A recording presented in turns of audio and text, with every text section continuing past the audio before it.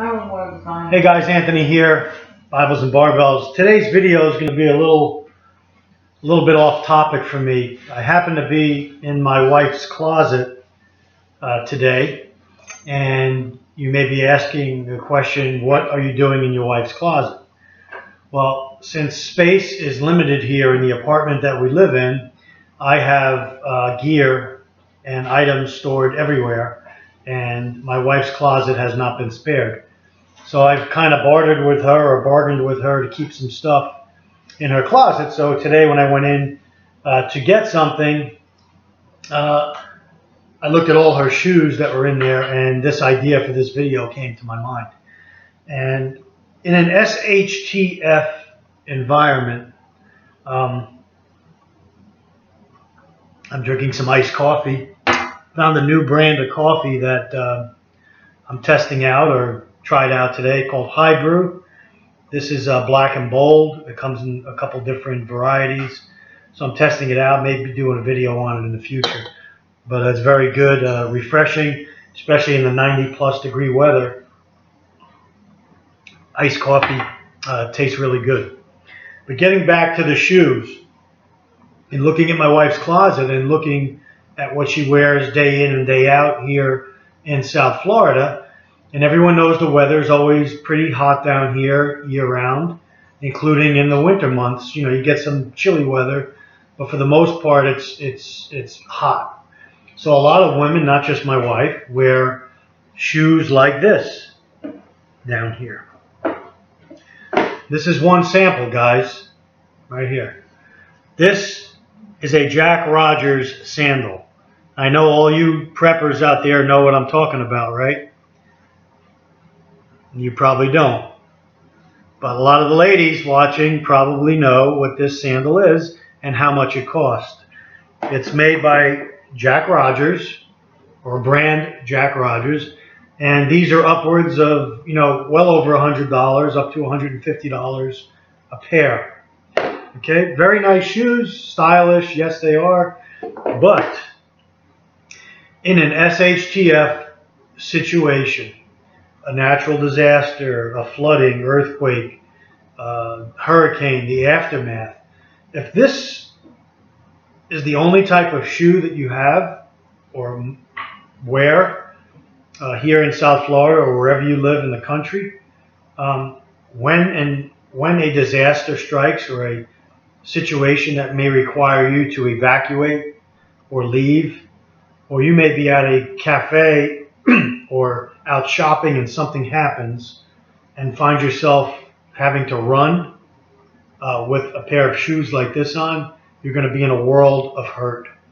As nice as this shoe is, it offers no protection and no support for a SHTF situation. Also, something like this, which my wife wears and women wear down in South Florida. This guy that makes this shoe, his name is Camuto. He can't be that bad. He has an Italian name. I'm partial to Italian names. But this shoe, though it offers a little bit more coverage of the foot, the heel's going to damper or hamper your running ability.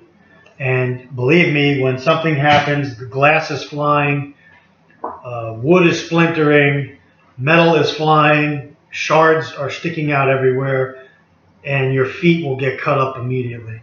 So what we are going to do in our house, since we live in South Florida and most of my wife's shoes resemble this variety, open toe, sandals, slippers, flip-flops if you will, we're going to go out and buy a good pair of shoes that cover her foot.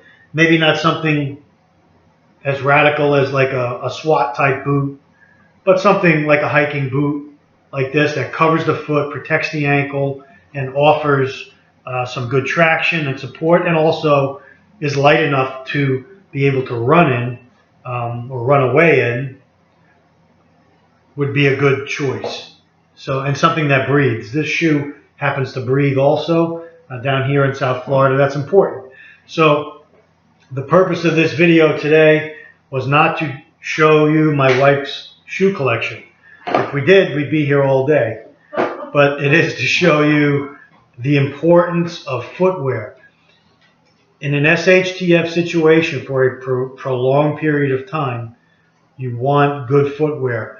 Your footwear will wear out twice as fast, maybe 3 times as fast in a hostile environment than it will in a peacetime environment. It's just how it's going to be. So think about that, ladies, when you're buying your shoes. I'm not saying don't buy good, stylish shoes like this, of course, but have something that you either carry in your car or have at home, or maybe a pair in each place where you can quickly change into, and also include a good pair of socks with that as well. And men, the same thing. When I first moved here to South Florida from Pittsburgh, Pennsylvania, about 15 years ago, I wore a lot of flip-flops and, shoes, man shoes like this. For the first couple of years I was down here. But I quickly realized that if something happened while I was out, I needed to run, I needed to take cover, or I needed to fight, those shoes would not benefit me. So you'll never see me here in South Florida, even on the beach, wearing flip-flops or sandals or anything like that. I always have, whether it's a sneaker, a boot, or some type of closed-toe shoe that offers protection. And even on the beach, I may wear like an aqua socks, something with a rubber sole that I could still run in and run onto the street, onto hot pavement, and not have to worry about my feet getting chewed up. So that's today's video, guys. Your footwear is so important, and gals too. Think about it when you're out shopping for shoes. Okay? Let me know your comments, questions, suggestions. If you out there and you have some good recommendations for a good footwear, kindly chime in and let us know what good footwear that you wear for protection of your foot. Thanks for watching. Take care and stay ready.